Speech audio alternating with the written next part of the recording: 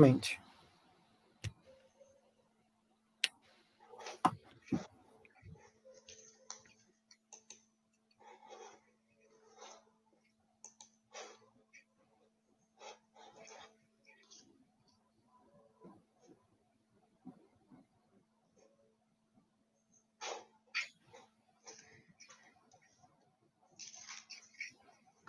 primeiramente, boa tarde, pessoal.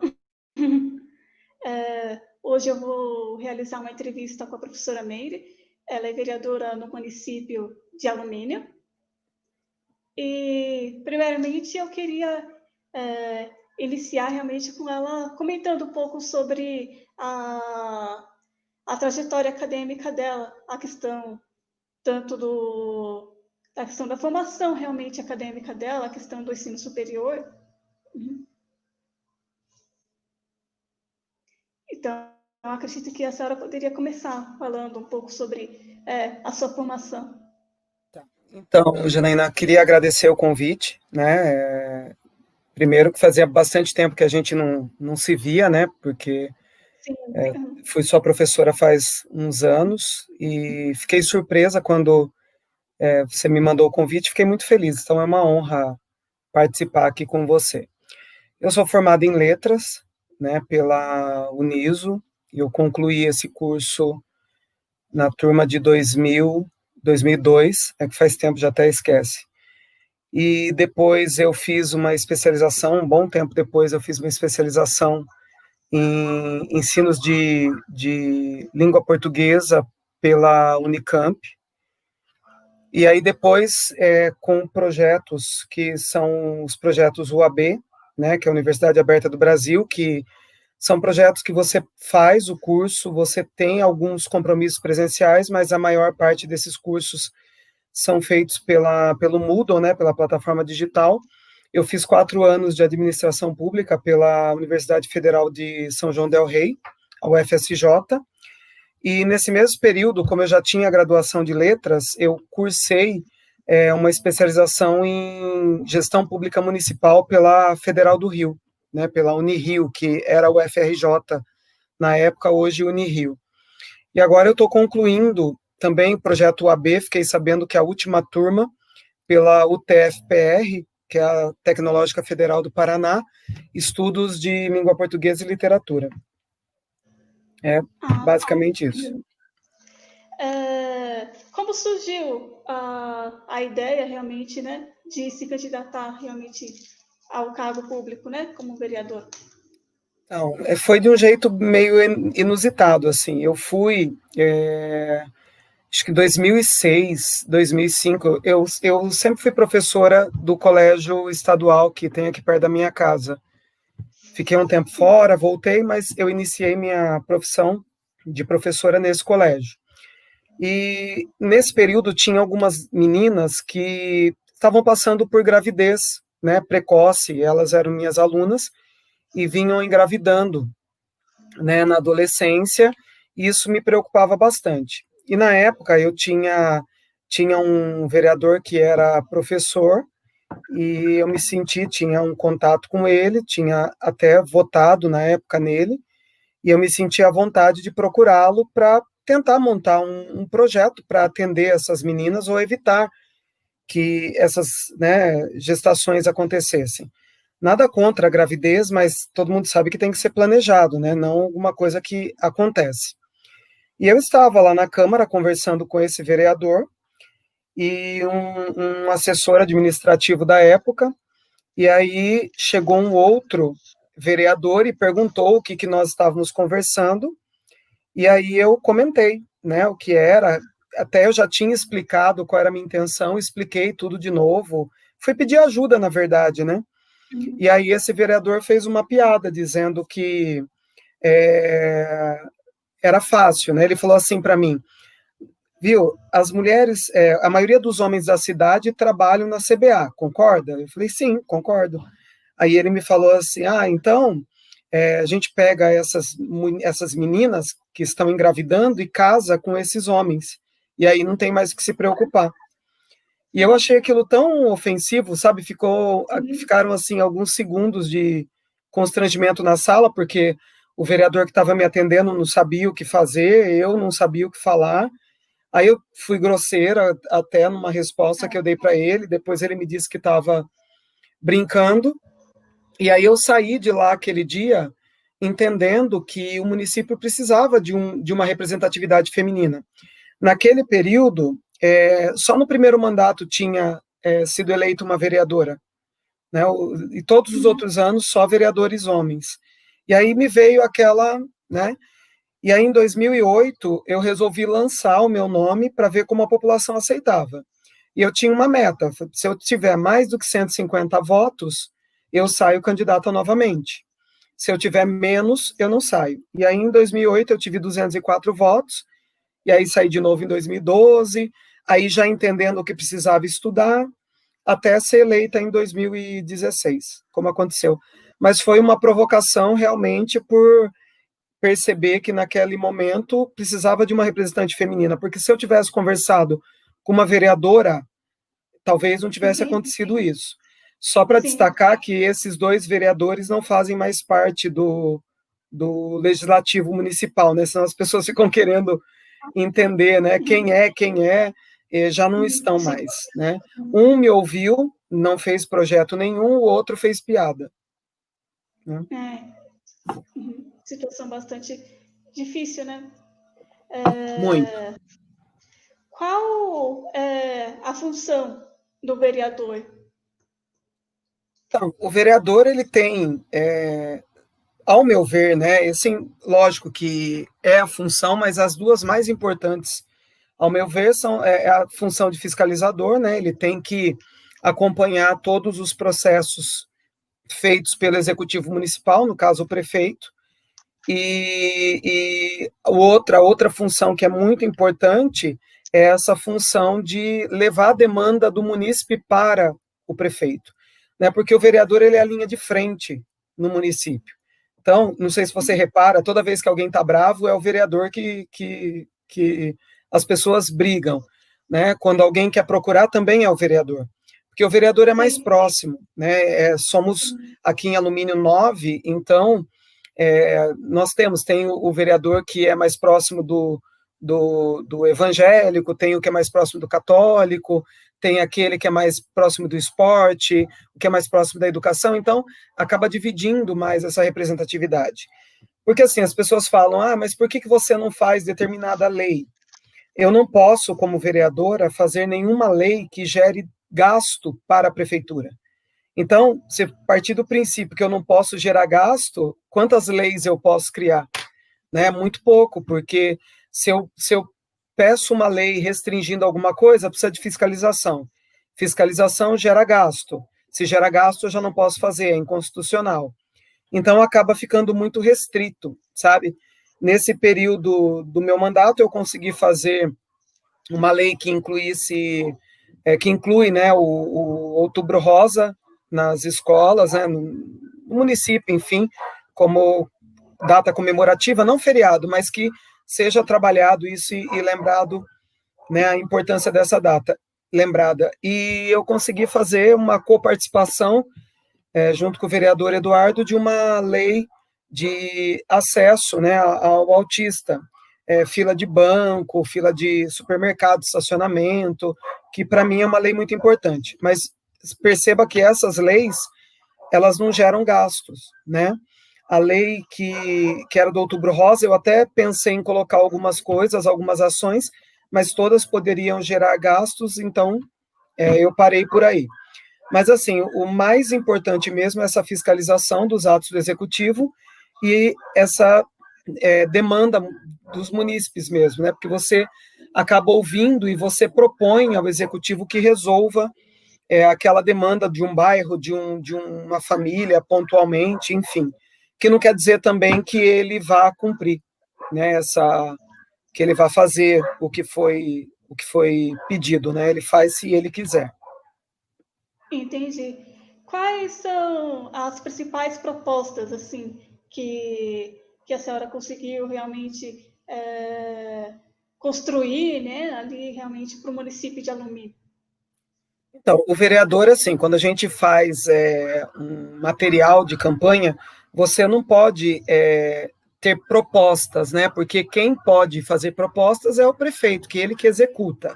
Mas você pode sugerir, né, o caso ao prefeito. Então, assim, para mim, eu fiz muitas coisas, a gente conseguiu, fora o atendimento diário, né? Tá muito barulho, Janaína? Porque eu não sei, a vizinhança agora, os cachorros estão fervendo aqui. E eu tô sem fone. Não? Então tá bom. O que acontece? Os vereadores, assim, a gente passa a maior parte do tempo atendendo realmente problemas pontuais e resolvendo esses problemas, né? Mas, assim, dos dois projetos, assim, que eu considero os mais importantes para mim, foi conseguir levar para o município a classe descentralizada da ETEC de São Roque. Eu não sei se você sabe, hoje a Alumínio tem uma classe do curso de administração que migrou da ETEC de São Roque e foi implantada na cidade de Alumínio, e eu participei, né, o projeto era do vereador Eduardo também, mas eu participei e ajudei na implantação da Univesp, que é aquela universidade pública, né, estadual, do governo do estado. E aí hoje a gente tem cursos aí de engenharia, tem cursos de pedagogia e tem um curso de licenciatura, que começou como licenciatura e depois os alunos vão escolher qual área eles querem seguir. Então, assim, como eu sou da educação, essas benfeitorias me deixaram muito feliz, porque eu vejo como o respiro para muita gente, né, que queria cursar, mas fora do município ficaria difícil. Sim. O que significa realmente política para a senhora? Então, eu vejo as pessoas hoje estão bem intolerantes com a questão política. Não sei se você acompanha, né? Eu acho difícil não acompanhar. A gente vê a política hoje cercada de ódio, cercada de extremidades, né? E isso é muito perigoso. Se você não está do lado, você está de outro lado. Se você não concorda com alguma coisa de um grupo, você não é uma pessoa correta. Então, está muito difícil lidar com política. Eu vejo a política como uma coisa fundamental, né? Seja a política pública, que é o trabalho de um gestor para a população, seja a política de maneira de sobrevivência, porque nós somos políticos todos os dias, né? Você vive em sociedade. Se você vive em sociedade, você precisa ser uma pessoa política. Né? Já pensou se no ambiente de trabalho você tivesse contato com uma pessoa que o jeito dela não te agrada e você fosse pontuar isso todos os dias? Né? Você pode não ser amigo íntimo dessa pessoa, mas você mantém a educação, o respeito com essa pessoa. Isso é ser político. Ah, mas você está sendo falso? Não, estou sendo político. Eu tenho que viver nos ambientes e respeitar as pessoas. Né? Então, eu acho que todas as pessoas... Tem gente que fala assim para mim, olha, eu sou apolítico. Não existe. Eu acho que não existe como você ser apolítico no mundo de hoje. Aliás, no mundo em hipótese alguma, né? Porque quando você se posiciona, quando você defende, seja o seu ponto de vista, você está sendo político. Então, eu acho a política fundamental. As pessoas precisam entender que existe bons e maus políticos, porque na sociedade existe boas e más pessoas. Então, você elege uma pessoa e, se você gostar do trabalho dela, você reelege. Se você não gostar, você não vota naquela pessoa. Mas precisa entender que outra pessoa tem o direito de votar. Né? Porque às vezes assim, como que pode aquela pessoa ter ganhado? Esse vereador que me respondeu dessa maneira, né, que fez a piada quando eu fui pedir ajuda para as mulheres, ele foi, depois da data que eu falei com ele, reeleito mais 2 vezes. Ele foi reeleito em 2008 e foi reeleito em 2012. Ele perdeu em 2016. Ou seja, para algumas pessoas, o trabalho dele era ok, servia. Isso é democracia. Então, a política ela é muito importante, a representatividade também.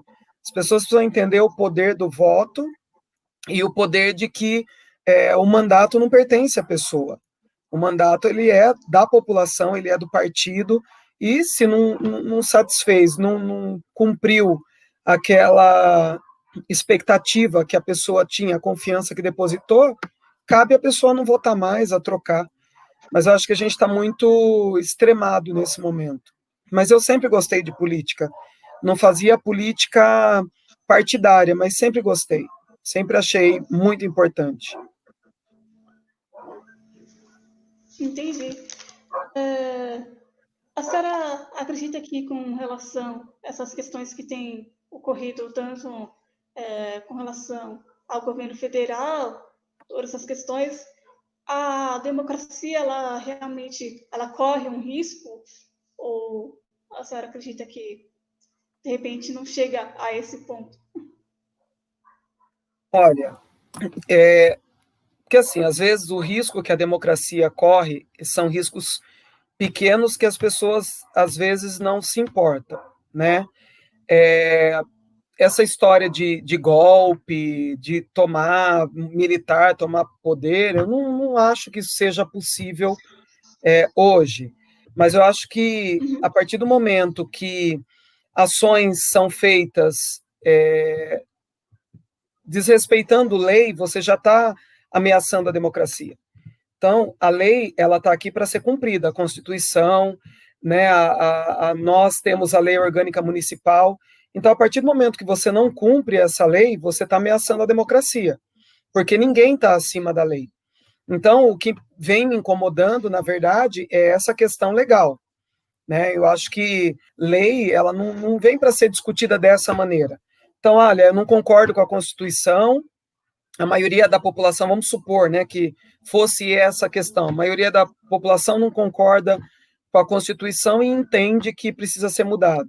Então, tem que fazer todo um processo, como foi feito na década de 1980, né, para a Constituição de 1988, e aí começar uma nova Constituinte para fazer alterações, porque tem partes da Constituição que elas são imutáveis, elas não vão mudar, a não ser que mude a Constituição. Mas eu acho que a grande ameaça à democracia hoje está sendo esse não cumprimento de ações por parte de políticos, né? Achar que está acima da lei, e ninguém está acima da lei, a lei é para todos. Sim, entendi. E com relação a essas questões ligadas, né, à questão do preconceito, à questão do racismo, o que o vereador, né, pode, né, e a autoridade pública, ele pode fazer para prevenir realmente esse tipo de situação, né? A gente tem visto bastante. Janaína, eu, como negra, eu posso representar.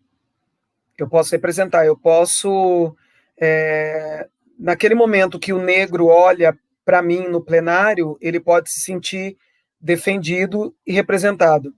Perceba que no Brasil a gente já tem uma lei muito severa contra racismo, né? Que o racismo ele tem uma definição na própria Constituição como crime sem fiança, né? Inafiançável.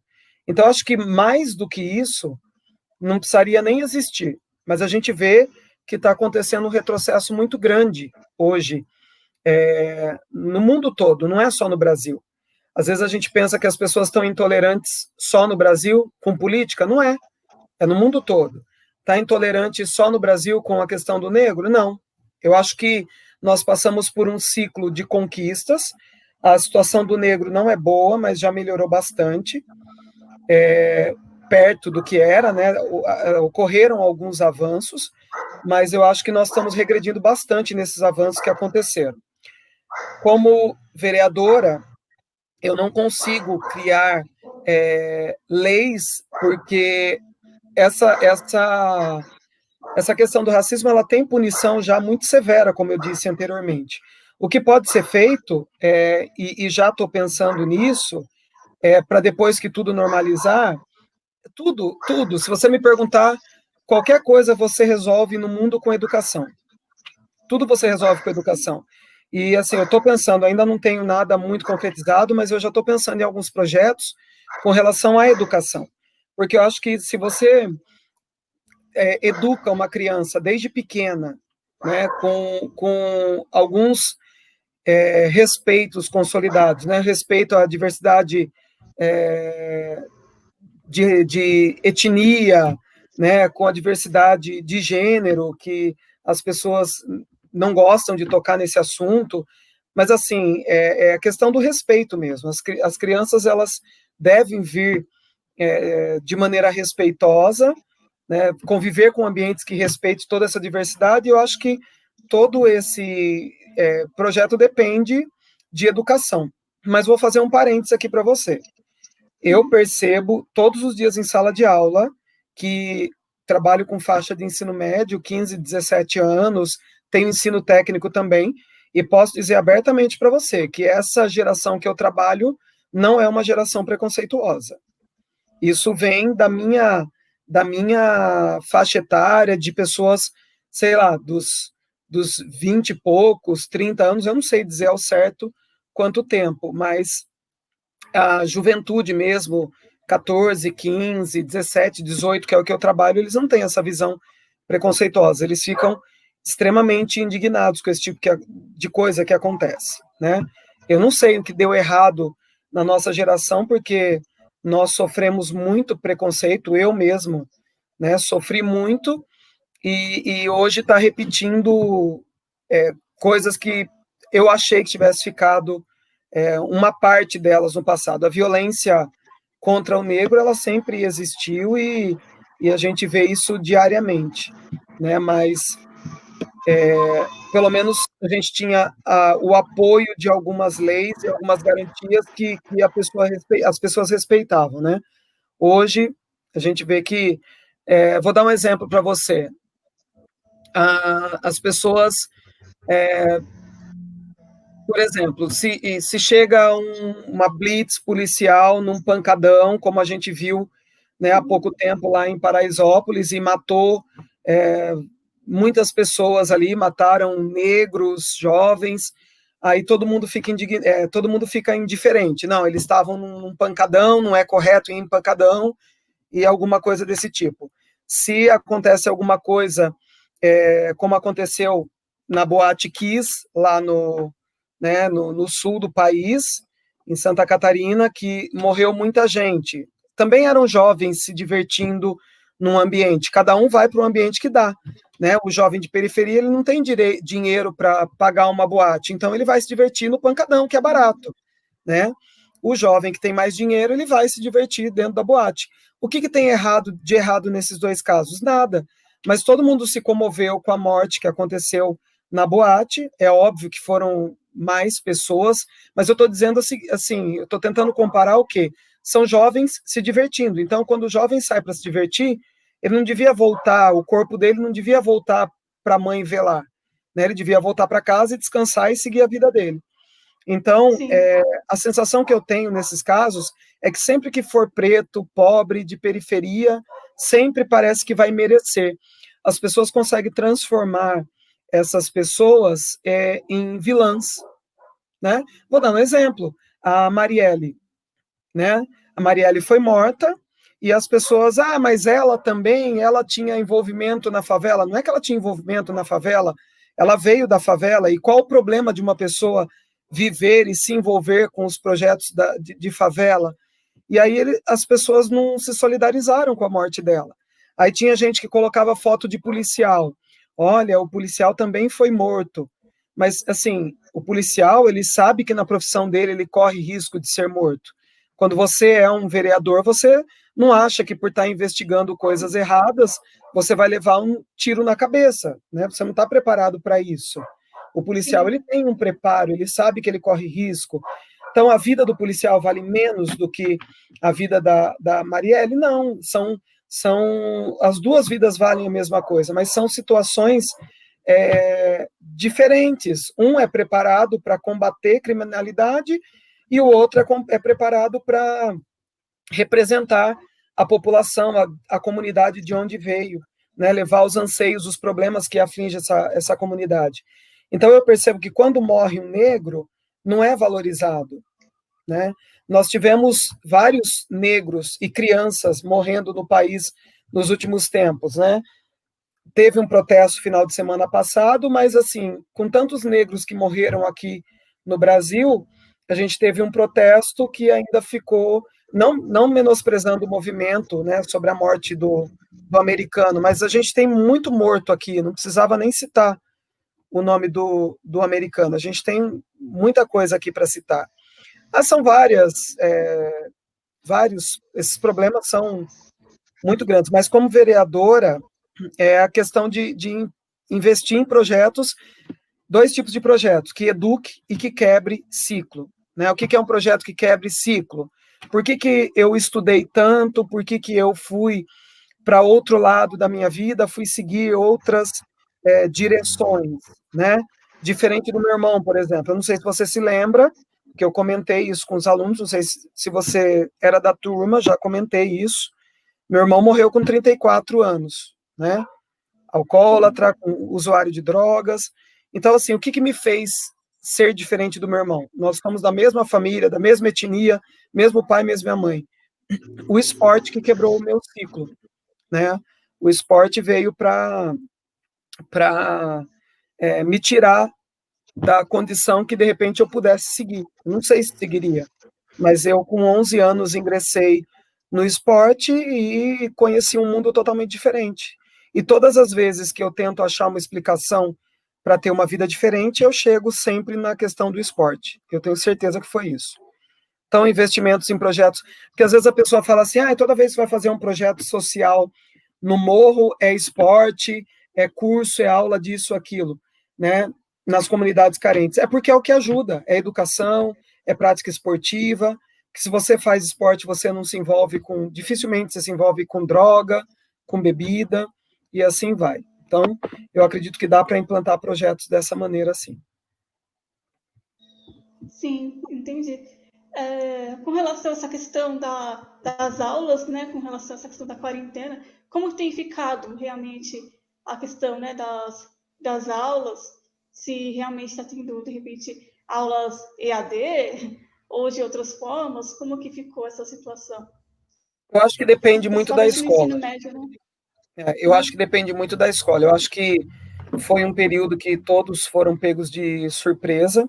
Não, ninguém imaginava, né, no Brasil, que nunca teve, assim, teve em outro século que nós não chegamos nem a alcançar, mas nunca mais, né? A gente acha que depois, com tanta tecnologia, vacina, medicamento, a gente pensa que não vai acontecer. Então, eu nunca tinha imaginado passar por uma pandemia. E, assim, o trabalho é bem desigual, né? Isso reflete a desigualdade que tem no nosso país. Então, aquele jovem que tem acesso, né, à tecnologia, tem um computador, tem um bom celular, tem internet em casa com Wi-Fi, ele está tendo prejuízo, obviamente, porque o que se tem em sala de aula nunca vai conseguir suprir né, online, mas esse aluno, ele ainda consegue ter um mínimo.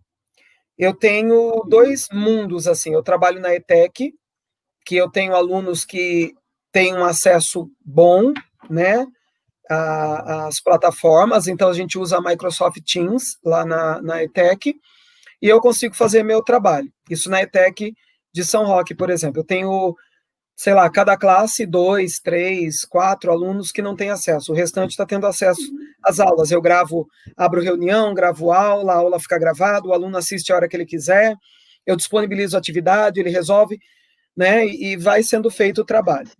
Só que se eu for para a ETEC de Piedade, por exemplo, você vê a mesma instituição, mas a gente mudou de cidade. Se eu vou para a ETEC de Piedade, por exemplo, lá eu tenho, no máximo, assim, que eu consegui atingir, foram 16 atividades entregues pelos alunos, assim, por turma de 40 alunos. Então, veja que a desigualdade ela veio da cidade. Por quê? Piedade é uma cidade com característica rural, as pessoas moram, a maioria delas, em sítio, são produtores, então, muitas vezes só tinha o pacote de dados ali do celular, nunca se preocupou em ter um Wi-Fi em casa, porque fica trabalhando, na verdade. Então, o que acontece? Lá, a gente está tendo um pouco de dificuldade de ingressar e de alcançar esses alunos. Então, eu fico, assim, aceito pelo WhatsApp, aceito pelo e-mail. Por quê? Porque acessar a plataforma consome muito o pacote de dados deles. Então, a gente vai achando ferramentas. E aí eu tenho Secretaria de Educação, que é da Escola Honorina, que eu trabalho aqui, que nós não, né? O coordenador, ela vai até a casa, leva o material impresso, pais retiraram o material da própria escola, e assim, a gente fez um trabalho muito forte atrás dos alunos, mas muitos alunos retiraram o material e também não devolveram, né? No município aqui está acontecendo a mesma coisa. Materiais são entregues, né, em algumas residências, outros os pais retiram, mas assim, nunca um trabalho vai suprir o que é feito em sala de aula. Então, por exemplo, eu estou trabalhando 4, 5 vezes mais do que eu trabalhava, né? Por quê? Porque eu preciso, imagina, uma atividade que eu passava na sala, que eu dava um tempo ali para os alunos executarem e corrigia essa atividade oralmente no final da aula. Eu faço isso todos os dias, praticamente, com 40 alunos ali à disposição. Agora, eu tenho que encaminhar essa atividade, dar uma semana para o aluno fazer, ele me devolve e eu tenho que corrigir toda essa atividade para mandar para o aluno um por um. Então, assim, o que eu usaria uma aula para fazer a correção, hoje eu tenho que fazer 40 correções, né? Então, não dá para dizer nunca que esse trabalho está suprindo. Mas, sei lá, se você pedir minha opinião, as pessoas falam que esse ano deveria ser perdido.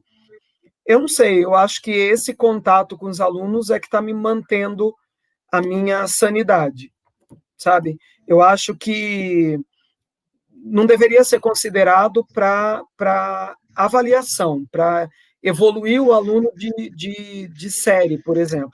Mas esse contato eu vejo como importante. Eles gostam também, espero, e é o que está mantendo a minha sanidade, porque eu sou uma pessoa que já chegou a dar 15 aulas por dia, né? Como que eu ficaria o dia todo sem ter nenhuma atividade assim? Então é bem complicado. Mas não funciona. Você pode ter certeza que não funciona. Quem disser que é a mesma coisa está mentindo. Entendi.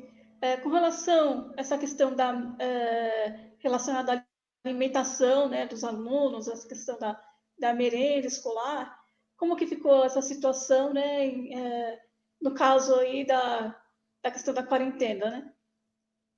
Então, o governo do estado, ele lançou um projeto que eu não me lembro o nome agora, mas é alguma coisa merenda também, que ele paga um valor de 50 ou 55 reais, não me lembro, através do PicPay, para os alunos mais vulneráveis, né?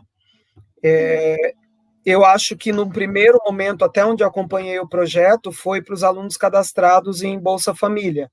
Não acompanhei depois se houve uma ampliação, porque realmente é uma coisa muito administrativa, é a direção da escola que controla, então eu não sei te dizer ao certo, mas gira em torno disso, sabe? Porque quando você faz o cálculo da merenda, ele sai barato por aluno, né, por dia, porque se compra em grande quantidade. Hoje, a merenda que o governo do estado manda para as escolas é basicamente enlatado. Então, eles calcularam o que se gastava e chegou nesse valor de 50 a 55 reais para pagar através desse PicPay. Agora, no município, começaram a distribuir o que já tinha sido comprado, e o critério era o aluno do Bolsa Família, cadastrado no Bolsa Família, mas aí começaram cobranças, né, por parte da Câmara, para que fizesse o que a lei pede, né? Tem uma lei de abril, né, 13 mil e alguma coisa, não me lembro o número da lei, que é uma lei federal, que diz que o aluno ele tem direito, é um direito dele receber, todos os alunos, não só os alunos que são cadastrados na Bolsa Família. E aí o prefeito, essa semana agora, foi ontem, chegou o projeto na Câmara pedindo o remanejamento de 400 mil reais que nós tínhamos separado através de emenda impositiva para fazer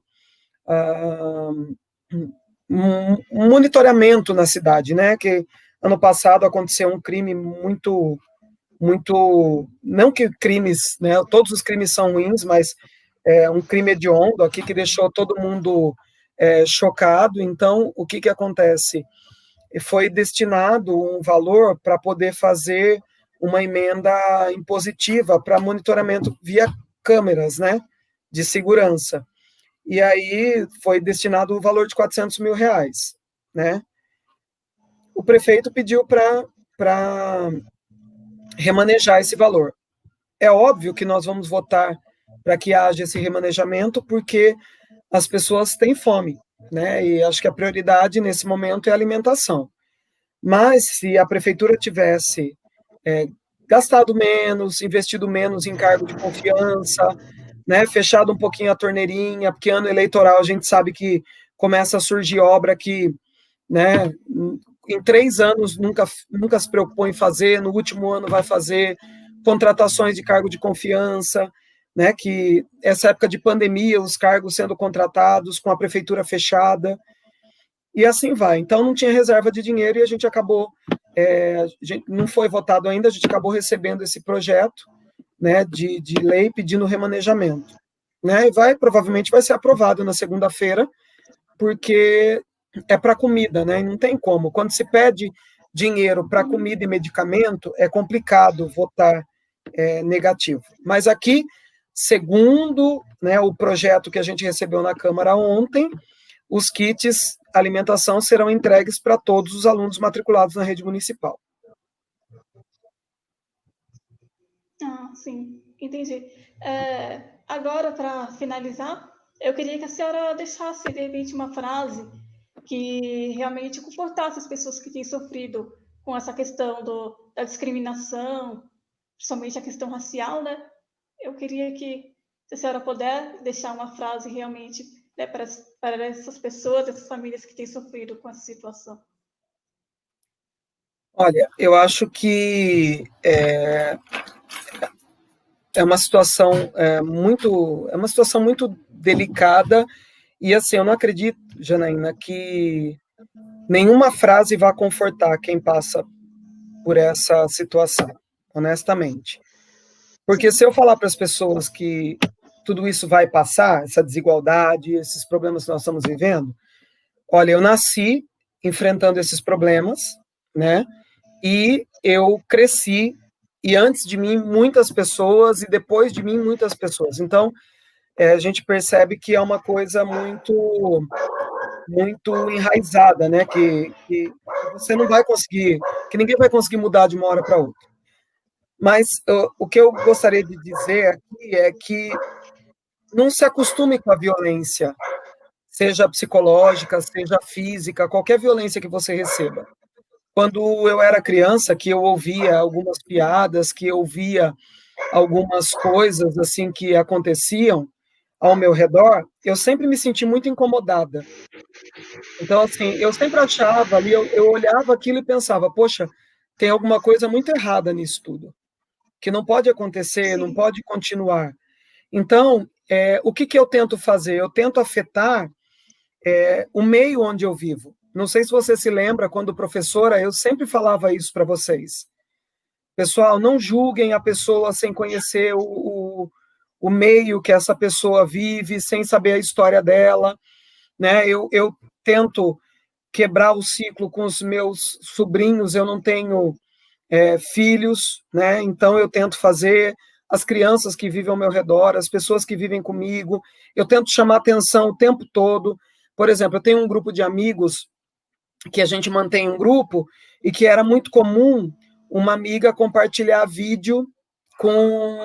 Sabe aqueles vídeos que se compartilha que tem alguma briga e as pessoas acham engraçado porque é um casal brigando e de repente a mulher cai em algum lugar, ou o cara cai, ou é violência, e eu sempre fico chamando a atenção. Eu não sei nem como eles aguentam, assim, porque eu fico, gente, isso não é engraçado, pessoal, para pensar, isso não é legal, olha, é uma mulher, olha, é uma criança, então eu fico sempre chamando a atenção. Eu não tenho esperança, assim, de mudar o mundo, mas eu acho que a gente pode mudar o ambiente que a gente vive, sabe? Então, assim, dizer para você que eu tenho uma frase, eu poderia decorar alguma coisa e citar, mas, assim, não existe frase que console ninguém com tudo que a gente está vivendo, não.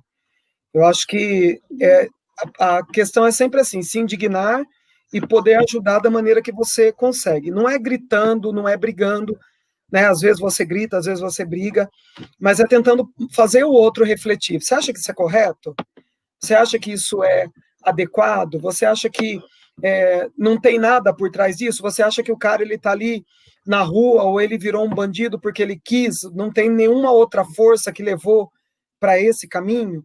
Então, assim, eu sempre procuro fazer com que as pessoas tenham um momento de reflexão, porque eu acho que está faltando agora é você se colocar no lugar do outro, né?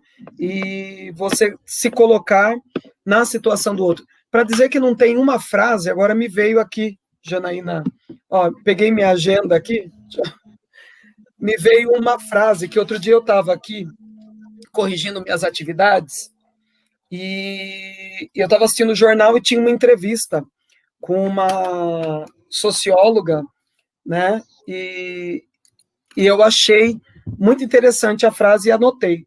Tá aqui, dia 7 foi dia 7 de junho, foi um domingo, né? Foi domingo passado agora. Ela fala assim: pessoas brancas precisam questionar por que não tem pessoas negras nos seus espaços. Então, assim, se é para deixar uma frase, me veio agora, eu me lembrei disso. E as pessoas precisam se questionar, não só pessoas brancas, mas eu acho que, no geral, as pessoas precisam se questionar. Porque, por exemplo, tem gente que chega para mim e fala: Meire, que legal, você é a única mulher na Câmara. Não é legal. Né? Eu queria que pelo menos 50% fosse de mulheres ali na Câmara. Né? Então, assim, as pessoas têm que se questionar: por que não tem mais mulheres na Câmara? Por que não tem mais mulheres nas empresas, por exemplo? Ou mais mulheres, que eu estou dizendo, não são mais mulheres do que homens, mas mais do que tem hoje. Né? Por que não tem tanto negro em determinadas áreas? E assim vai. Por que não tem negro em determinadas profissões? Por que falta negro em atendimentos diretos? Né? Então, eu acho que a gente precisa se questionar. Por que naquele espaço que eu ocupo não tem tantas pessoas negras como deveriam ter? Né? Então, se eu puder deixar uma frase, seria essa, então. Entendi.